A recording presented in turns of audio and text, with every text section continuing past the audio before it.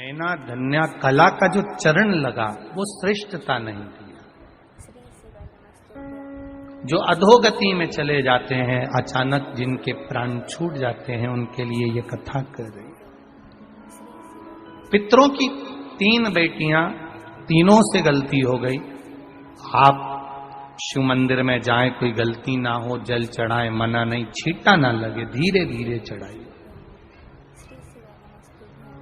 और एक बात अच्छे से ध्यान में रखिएगा, शिव मंदिर से जब भी वापिस आए, जल चढ़ाकर अपना फर्ज पूरा अदा कर।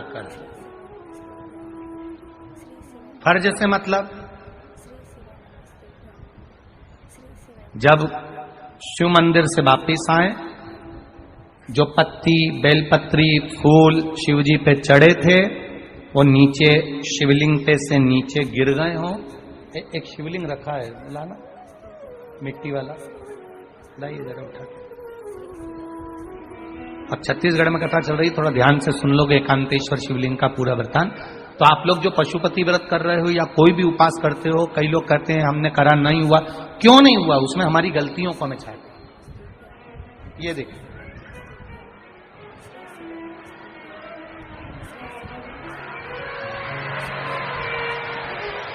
अब जैसे ये शिवलिंग रखा है, आपने जल चढ़ाया, अब जल आप यहां से चढ़ा रहे हो तो धीरे धीरे धीरे धीरे चढ़ाएं, जिससे छींटे बाहर ना, यहां तक छींटे रहे ना, जलाधारी तक चलेगा, बाहर ना गिरे। और एक बात का स्मरण रहे, यदि बेलपत्री, फूल, पत्ती जल चढ़ाने के बाद ये सब अगर नीचे गिर जाए, जलाधारी पर गिर गया या नीचे उतर गया, तुम्हारा पूरा जल चढ़ जाए, तुम्हारे पास में चंदन नहीं है, अबीर नहीं है, गुलाल नहीं है, कुछ भी नहीं हो, तो भी अपने हाथ की 3 उंगलियों से रेखा 3 खींचकर और फिर जो माला आदिक भगवान की रखी थी, उसी से भगवान का वापिस पूरा श्रृंगार कर फिर वापिस आइए, भगवान को पूर्ण श्रृंगार।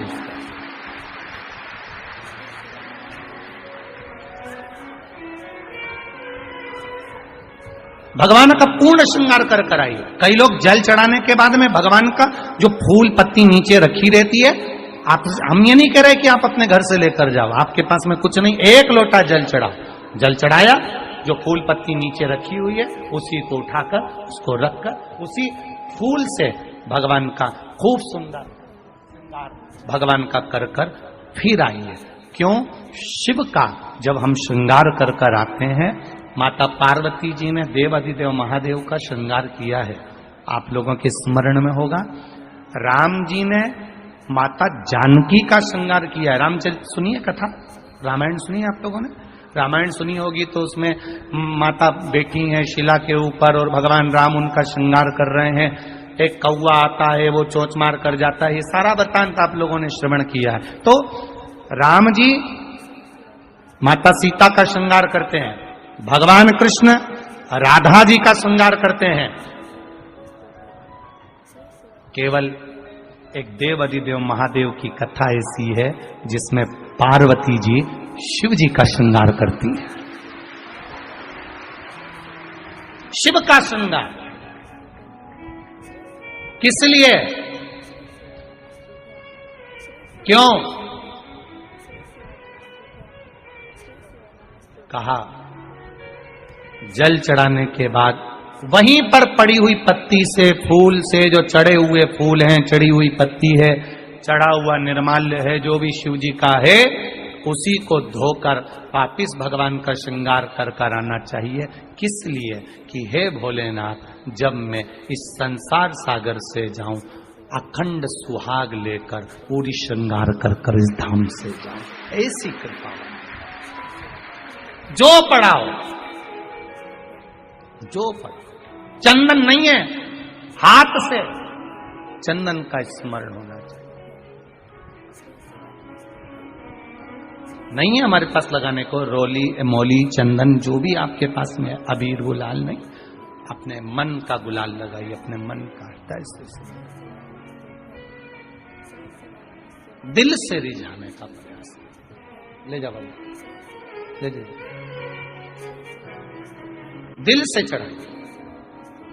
और जब भाव से, दिल से आप आनंद के साथ देवाधिदेव महादेव का आप पूजन करो, उसमें गलती ना हो, गलती।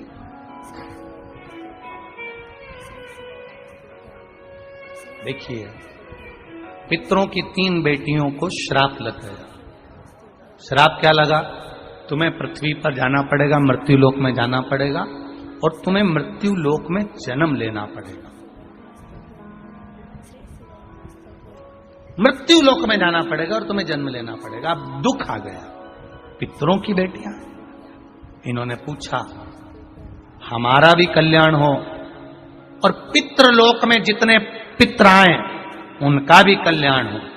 जो अधोगति में, जैसे हमारी गति बिगड़ी है, हम अभी युवान अवस्था में हैं, आपको चोट लगी, आपने हमको श्राप दिया, मान लो कोई अधोगति में प्राण छोड़कर चला जाता है, उसका उद्धार कैसे हो?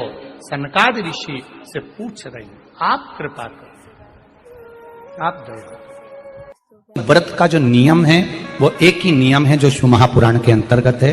सुबह पूजा की थाली लगाई है। 5 व्रतों का विधान है, छठा व्रत का विधान नहीं।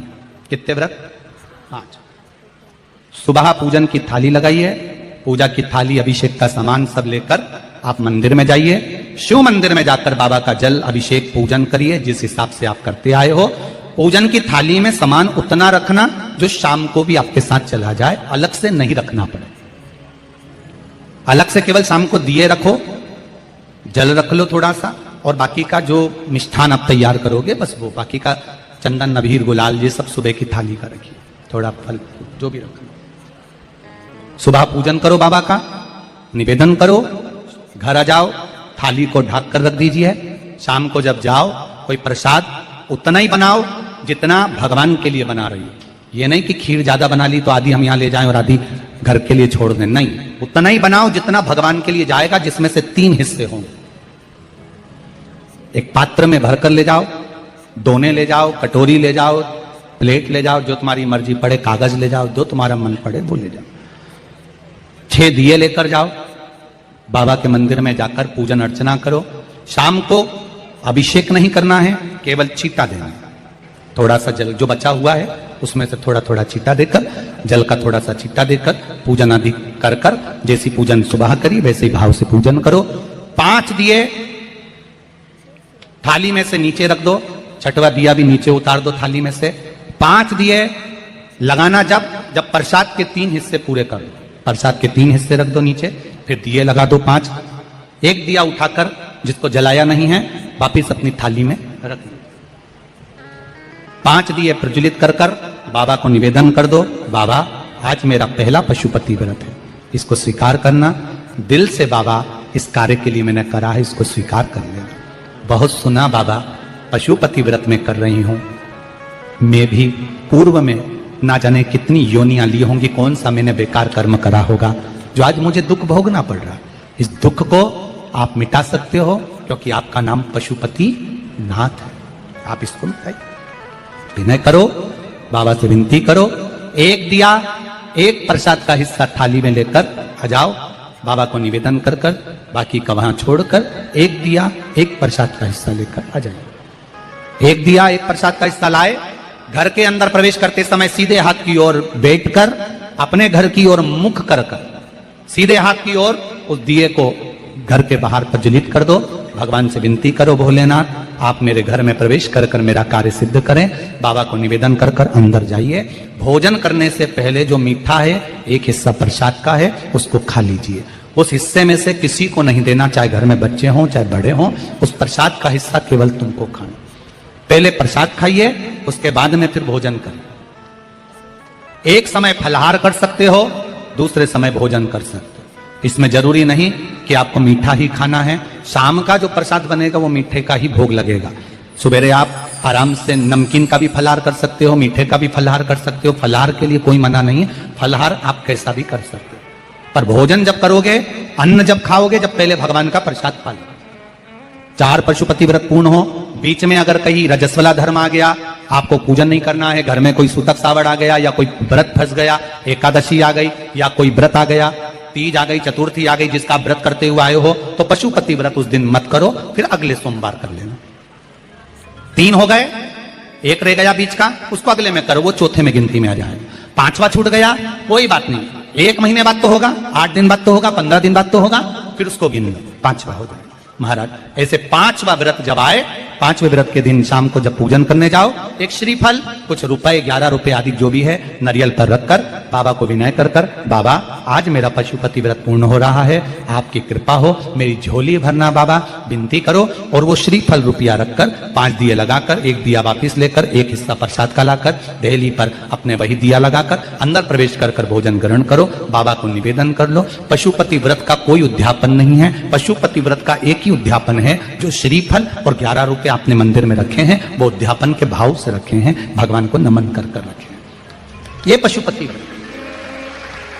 अब दुनिया के लोग इसको पशुपति व्रत को कहीं इतनी बत्ती लगा दो, तो इतनी बत्ती का दिया लगाओ, तो ऐसा करो, तो गलत। उसका नियम जो है वो एक ही, उस नियम के अलावा कोई नहीं। आप प्रेम से करो, स्नेह से करो, उसको दिल से विचारो, मन से विचारो।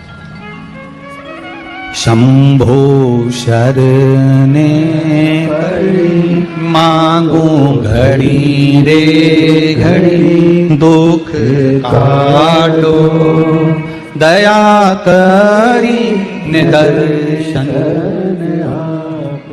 आप दिल से उसका स्मरण, ये पशुपति व्रत है।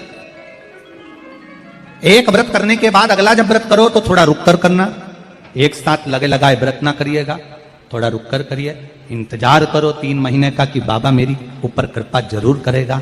दिल से करा है तो वो दिल से देगा, झोली भर कर देगा, ये निश्चित है, उसका व्रत फल देता है।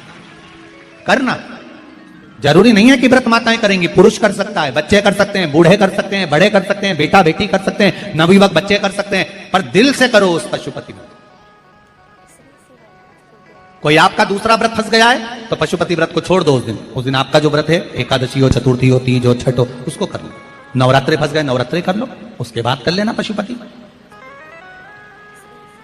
जितने व्रत रह जाए उस व्रत को बाद में। महाराज शिव कृपा, व्रत एक ही मंदिर में करना, जिस मंदिर में पहला व्रत करा है उसी मंदिर में 5 व्रत करना। ये नहीं कि हम मायके में 2 व्रत करके आ गए और तीसरा व्रत हमने ससुराल में कर लिया। नहीं,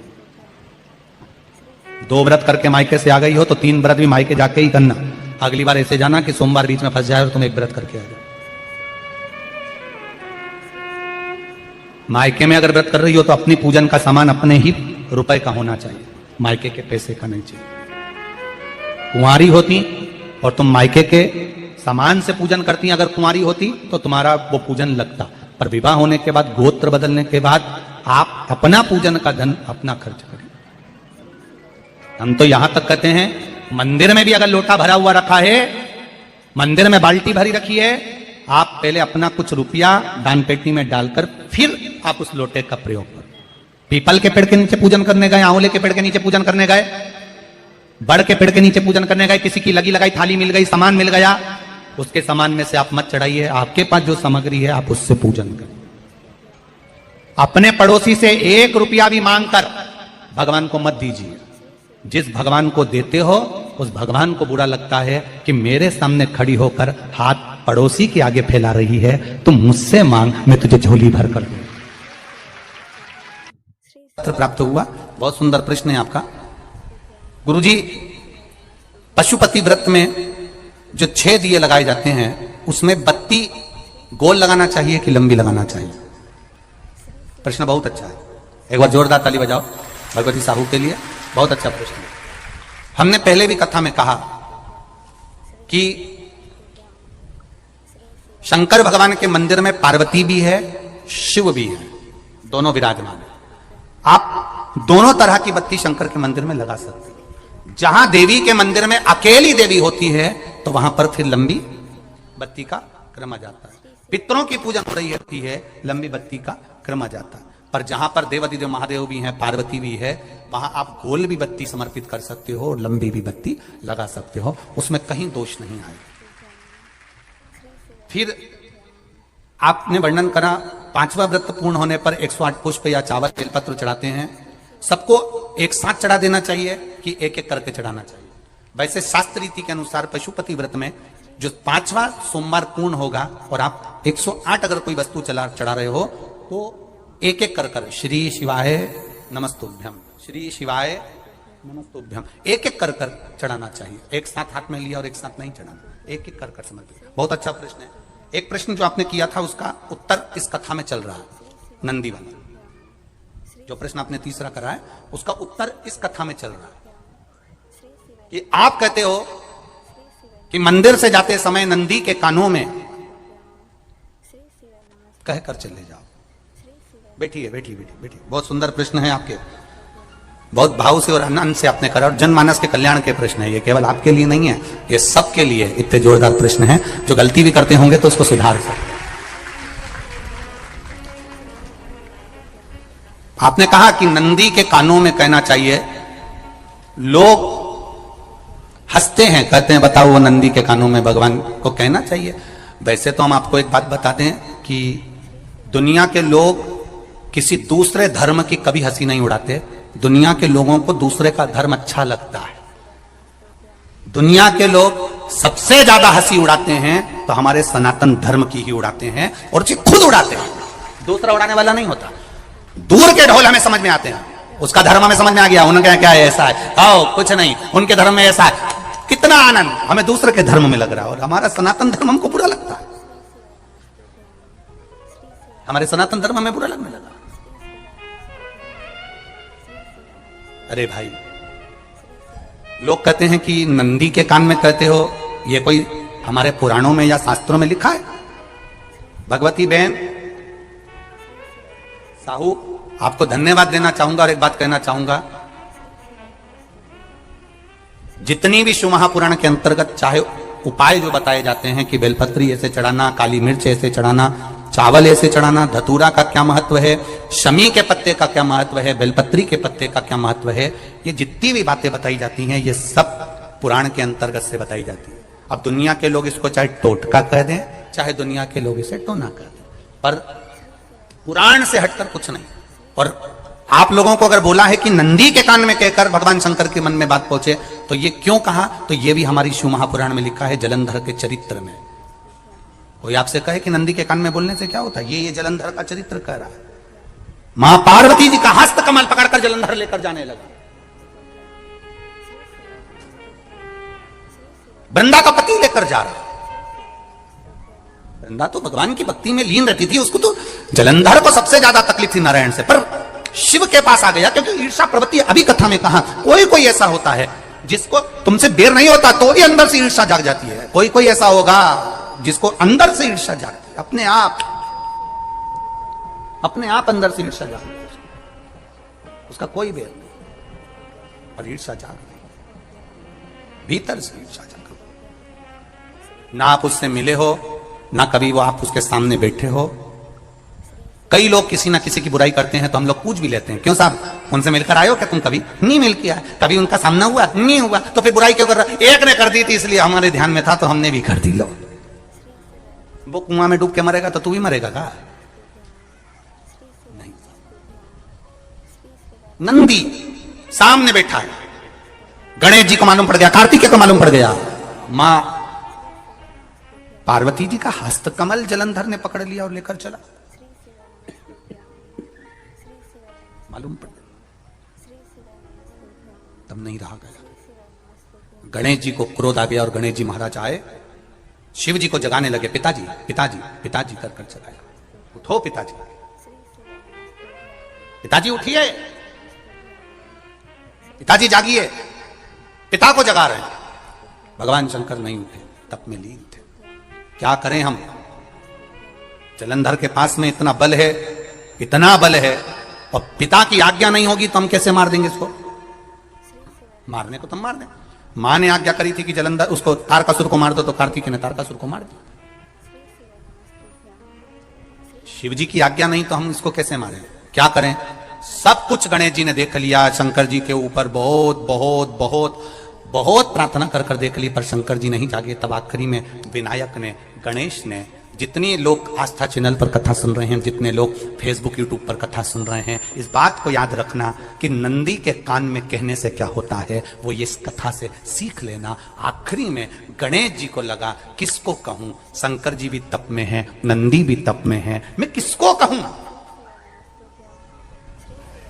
शिव जी को कह कर थक गया, पिताजी को बोल बोल कर थक गया, पिताजी जागते नहीं। अब मैं किसको कहूं ये बात, किससे कहूं।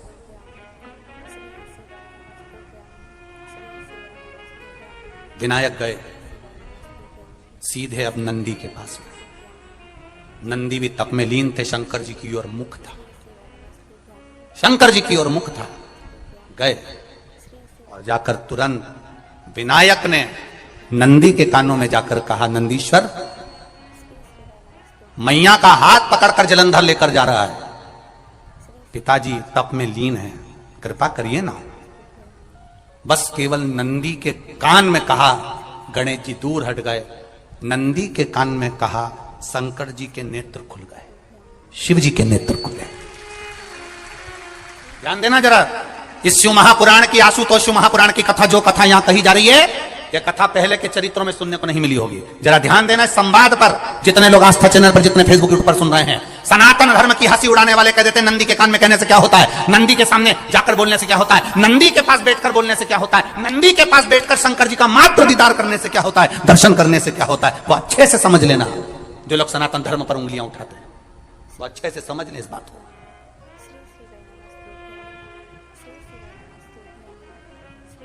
क्या होता है, नंदी तप में लीन, शिव जी तप में लीन, शिव नहीं उठ रहे। विनायक ने नंदी के कानों में जाकर कह दिया, नंदी के कान में जाकर कहा, नंदी के नेत्र नहीं खुले। नेत्र किसके खुले, जम के बोलो, महादेव के खुले, शिव जी के खुले। ये मन का